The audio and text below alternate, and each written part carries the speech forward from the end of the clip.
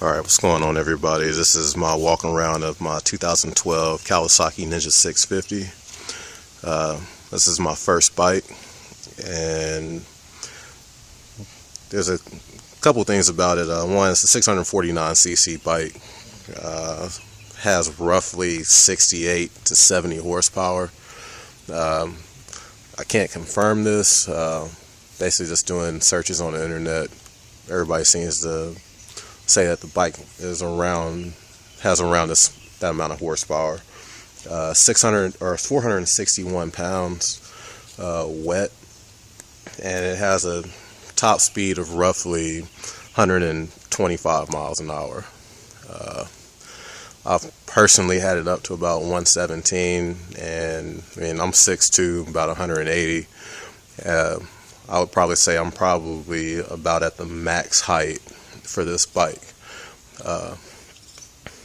But one of the things that I like about this bike, like I said, this is my first bike, and I wanted to get something that would be a little bit more forgiving.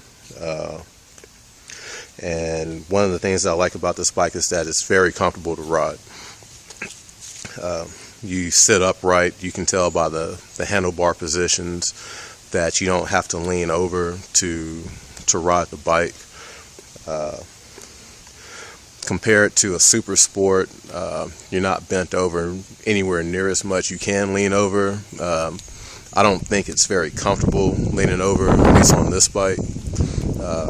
I've only ridden, the only super sport that I've ridden is a friend's Hayabusa. And compared to this bike, it's a very big difference. Not a bad difference, it's just different. Now, one of the things that I like about the bike, like I said, is you sit upright compared to the Busa, which forces you to sit leaned over on the bike.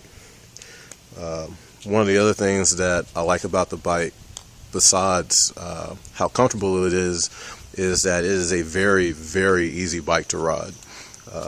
I grew up, well, I didn't grow up riding them, but I have owned a couple of four-wheelers, and I've ridden a friend's dirt bike, and jumping on this was a very easy thing for me to do. And one of the other things is, like I said, it is a very forgiving bike. I've made a couple of mistakes on it. If I would have had a super sport, I probably would have wrecked it by now. But because it is not a super sport, it doesn't produce the same amount of power that a super sport does. You still get excellent gas mileage with this. The first week that I rode it, I probably averaged 51.5 miles per gallon, and even now I'm still averaging between 48 and 52 miles per gallon, just riding it around town. I live in a somewhat rural area. I'm only about 10-15 minutes from the mall, but the area that I live in, there's a lot of back roads, so there's not a lot of traffic, not a lot of stoplights or anything, so it's almost like highway driving when I'm riding out here. Now, one of the things that I wanted to point out was the reason that I got the Ninja 650 over something like, say, a Yamaha FZ6R or a Super Sport. I was almost dead set on getting a Yamaha FZ6R, and one of my friends told me to look into Kawasaki, and one of the things that I was able to do was I was able to get the bike through Costco's auto program from a local dealer. I got a little bit over $200 off the MSRP of the bike, which definitely helped. One of the other things is that I did a lot of research and looked at reviews and comparisons of the Ninja 650 versus the FZ6R, and the Ninja 650 seemed to consistently come out on top.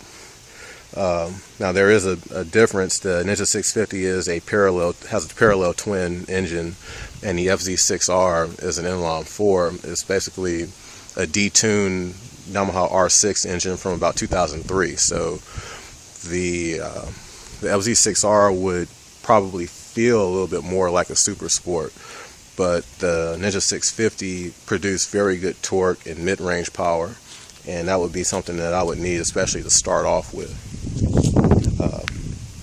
I'd probably say my next step from here would definitely be to go to a super sport.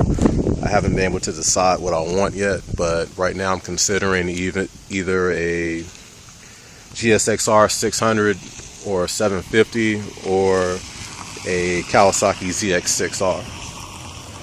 And right now those are the only options that I'm really considering right now. I don't want to go to a leader bike just because I don't want the insurance of a leader bike. And the insurance on this would be pretty manageable going to a 600 class super sport. But either way, that's basically just what I'm considering right now. If that changes, it changes. You never know, I may change my mind just like I did on this bike.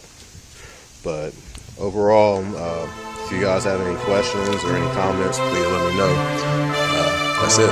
Thanks.